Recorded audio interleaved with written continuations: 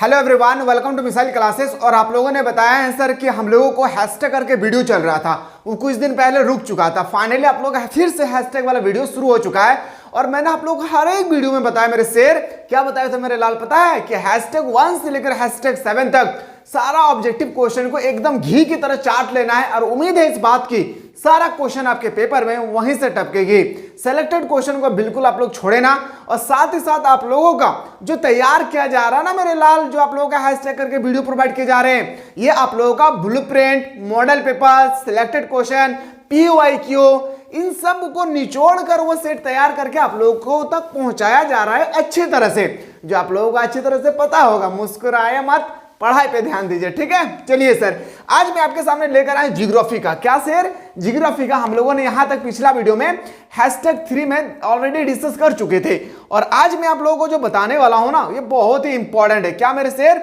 बहुत इंपॉर्टेंट है, याद रखिएगा। हैशटैग 4, तो इसी तरह से अगर आप लोग चाहते हैं सर जल्दी से हम लोग हैशटैग 7 तक हम लोगों को करवा दीजिए, तो एक बार जरूर बताइएगा।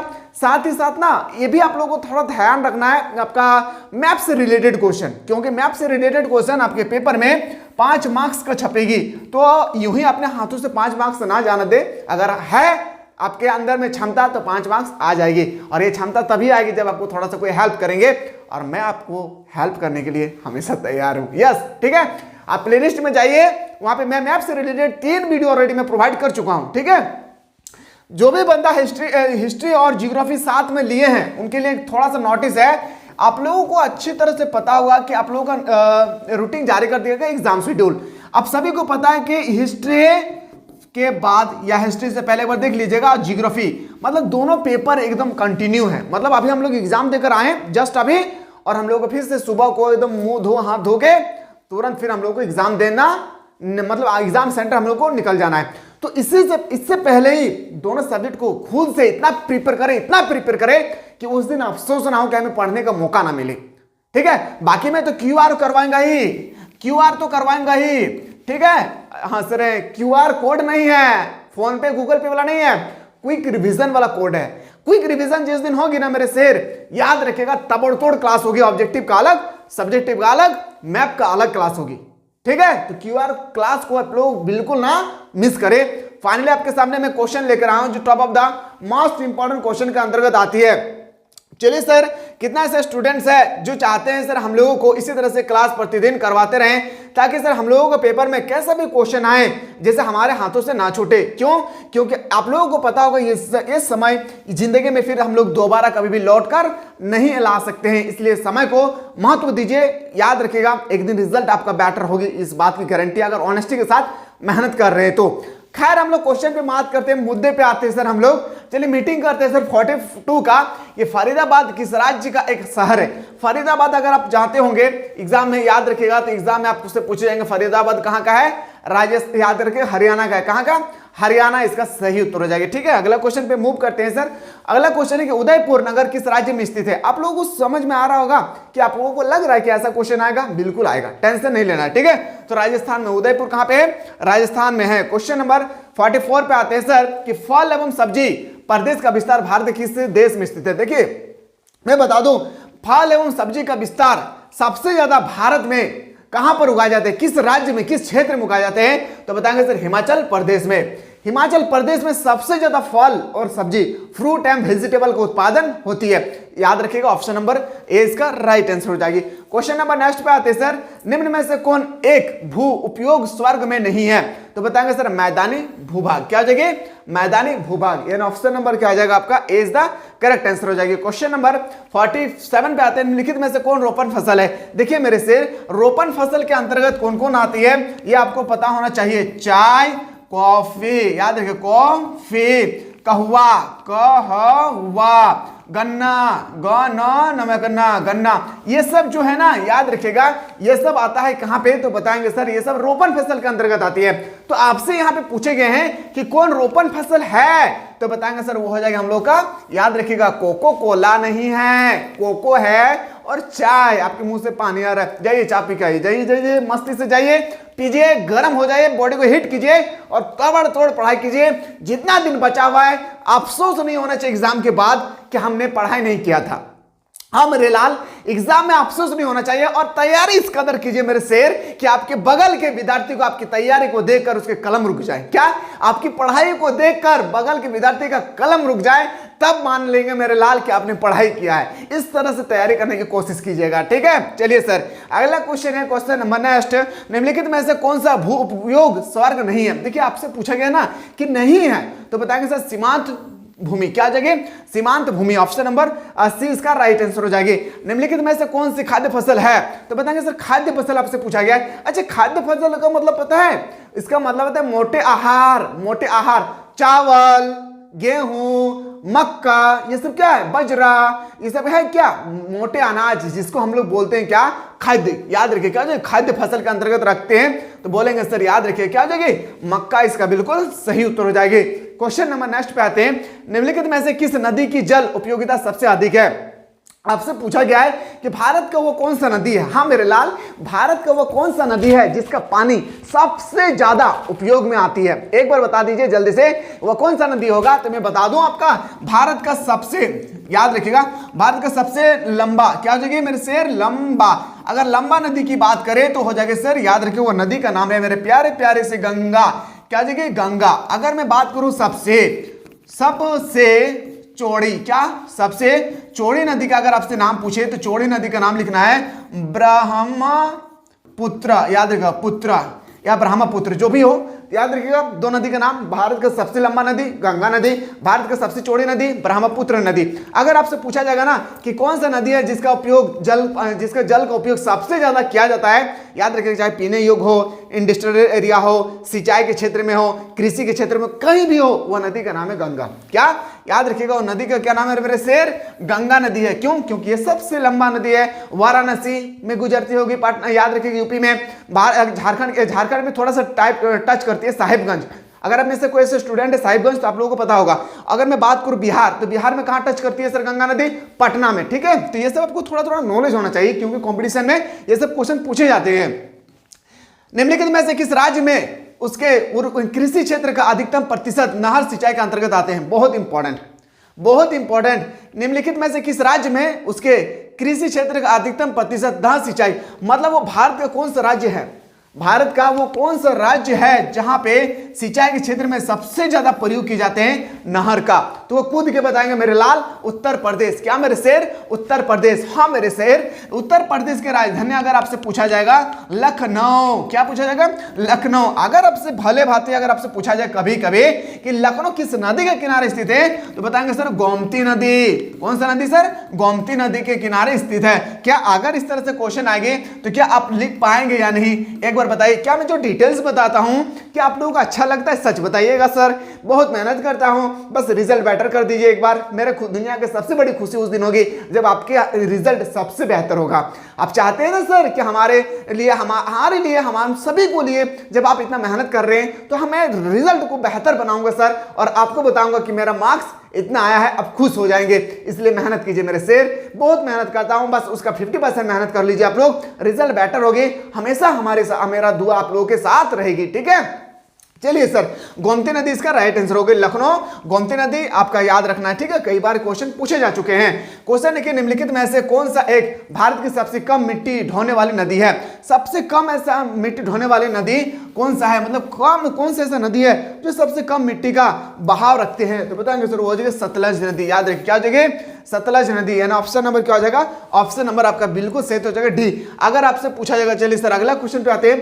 क्वेश्चन नंबर आते हैं सर नेक्स्ट 53, तालाबों द्वारा सबसे अधिक सिंचाई। देखिए मैंने अभी ना आप लोगों के क्वेश्चन बताया था, आप लोग भूल गए शायद। क्या? नहर। क्या सर? नगर नहीं, नहर। नहर का सबसे ज्यादा, नहर के सिंचाई द्वारा सबसे ज्यादा अगर कृषि क्षेत्र में प्रयोग किया जाता था तो वो होता सर यूपी। पर आपसे ना यहाँ पे एक क्वेश्चन आपसे पूछा गया है तालाब। कहां पे सर? तालाब में अगर आपसे पूछा जाएगा तो वो तालाब आपसे पूछे जाएंगे तो बताएंगे सर तमिलनाडु। क्या हो जाएगा मेरे शेर?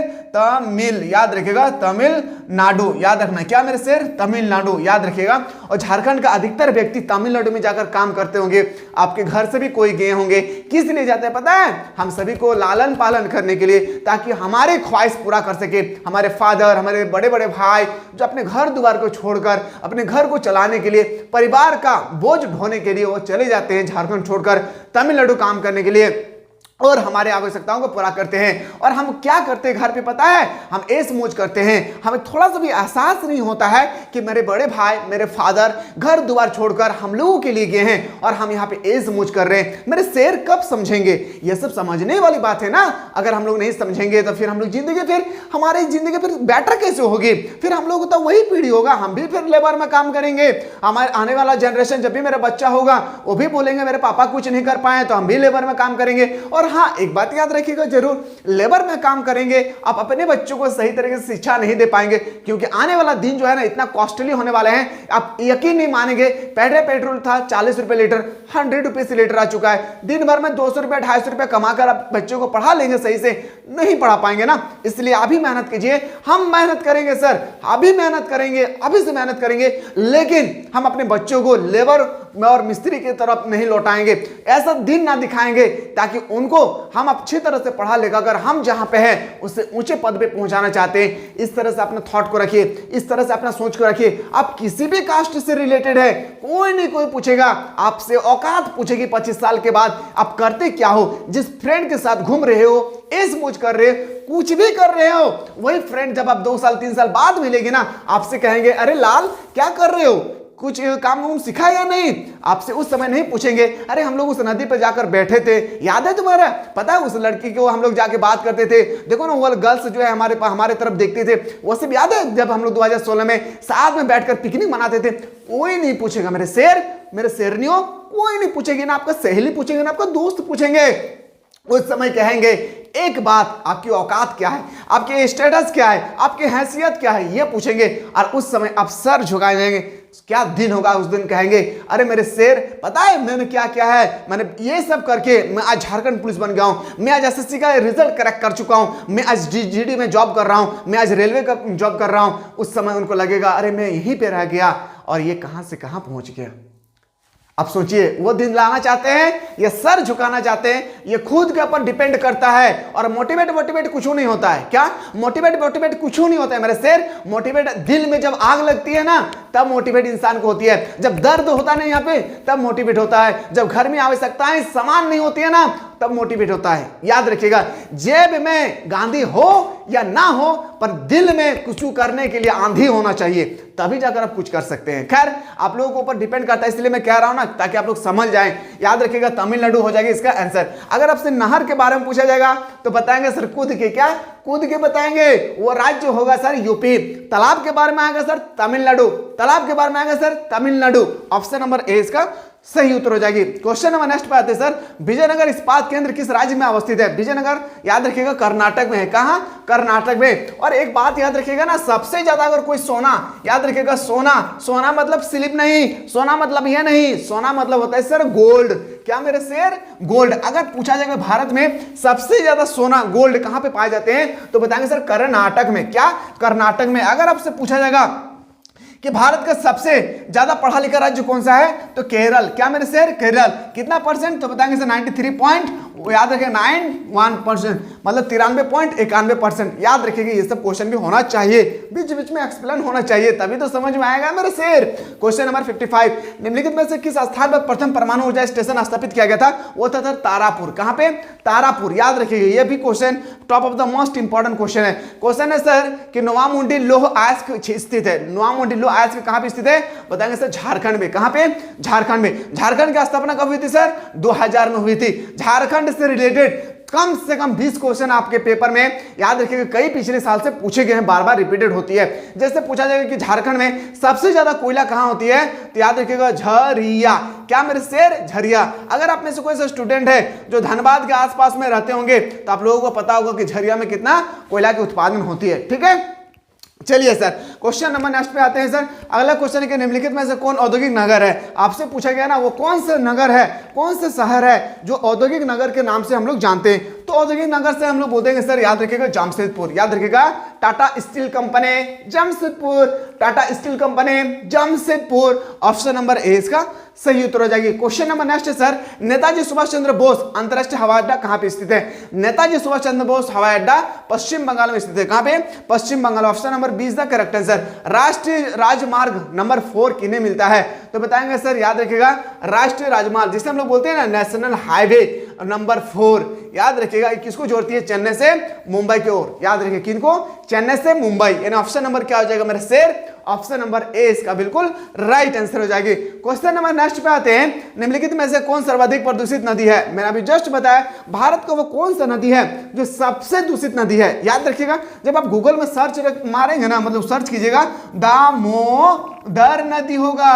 क्या मेरे शेर, दामोदर नदी होगा, लेकिन यहाँ पे तो दामोदर नदी ऑप्शन है ही नहीं है, तो यमुना क्या हो जाएगी, यमुना नदी होगा। ऑप्शन नंबर आपका बिल्कुल सही हो जाएगा, सी इसका राइट आंसर हो जाएगा। क्वेश्चन नंबर नेक्स्ट पे आते हैं सर। अगला क्वेश्चन है सर हम लोग का, अब डिस्कस करेंगे sir top of the most important question, यही से हम लोग डिस्कस करेंगे सर। याद रखिएगा #5, कितने ऐसे स्टूडेंट्स हैं जो चाहते हैं सर #5 भी होना चाहिए, बिल्कुल दबा करके आप लोग याद रखिएगा, कॉमेंट कर दीजिए कैसा लगा शुरू में से लेकर अंत तक, अंदर से कैसा फील हो रहा है मेरा पढ़ाने का टेक्निक, मेरा बताने का टेक्निक, मेरा क्वेश्चन, आप लोगों का समझ, जो भी चीज आपको अंदर से आ रही है ना, गदगद लिख डालना मेरे शेर। मैं वेट करता हूं आप लोगों को कमेंट सेक्शन का, और उसी कमेंट सेक्शन को मैं पढ़कर मैं क्वेश्चन प्रोवाइड करता हूं, ताकि मुझे लगे, आप लोगों को लगे कि मैं कमेंट कर रहा हूं और मेरे बातों को सुन रहा है या नहीं।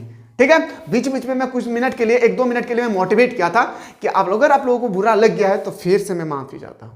ठीक है, इसी तरह से मिलते हैं एक नेक्स्ट वीडियो में, तब तक स्वस्थ रहे, मस्त रहे, पढ़ाई में जबरदस्त रहे।